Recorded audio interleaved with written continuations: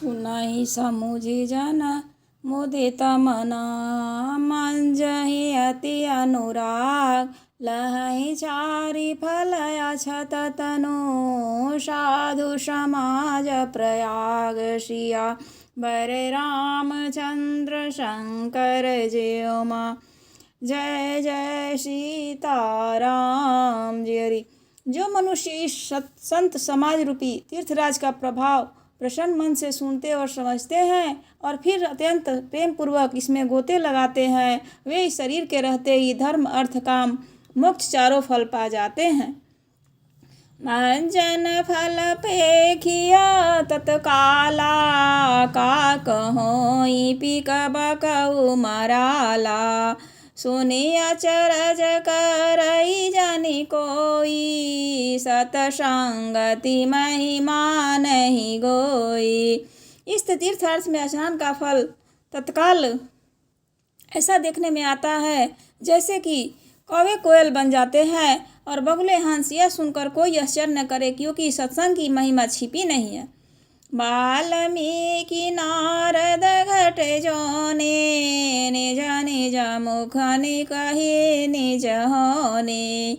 जलचर थल चरण बचर नाना, जे जड़ चेतन जीव जहाना। वाल्मीकि नारद जी और अगस्त्य जी ने अपने अपने मुखों से अपनी होनी जीवन का वृतांत कही है। जल में रहने वाले, जमीन पर चलने वाले और आकाश में विचरने वाले नाना प्रकार के जड़ चेतन जितने जीव इस जगत में हैं। मति की रति गति भूति भलाई, जब जेहि जतन जहाँ जेहि पाई। सो जानब सतसंग प्रभाऊ, ले कहूँ वेदन यान उपाऊ। उनमें से जिसने जिस समय जहाँ कहीं भी जिस किसी यत्न से बुद्धि कीर्त सद्गति विभूति ऐश्वर्य और भलाई पाई है, जो सब सत्संग का ही प्रभाव समझना चाहिए। वेदों में और लोक में इनकी प्राप्ति का दूसरा कोई उपाय नहीं है। बिनु सतसंग विवेक न होई, राम कृपा बिनु सुलभ न सोई। सतसंगत मुद मंगल मूला, सोई फल सिद्धि सब साधन फूला। सत्संग के बिना विवेक नहीं होता और राम जी के कृपा के बिना यह सत्संग सहज में नहीं मिलता है। सत्संगति आनंद और कल्याण की जड़ है। सत्संग की सीधी प्राप्ति की ही फल है और सब साधन में तो फूल है। सठ सूदर ही सत्संगति पाई, पारस परस कुधात सुहाई। विधिवत सुजन कुसंग सपरहि, फनि मनि समनि जनि जगुन अनुसरहि।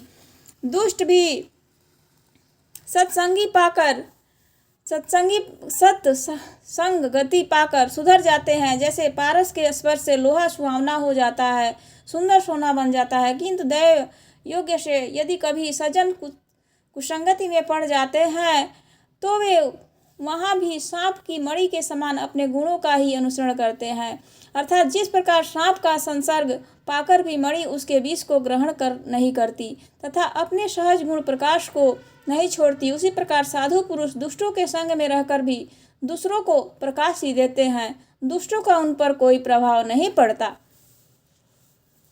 विधि हरिहर कवि को विदबानी, कहत साधु महिमा सकुचानी।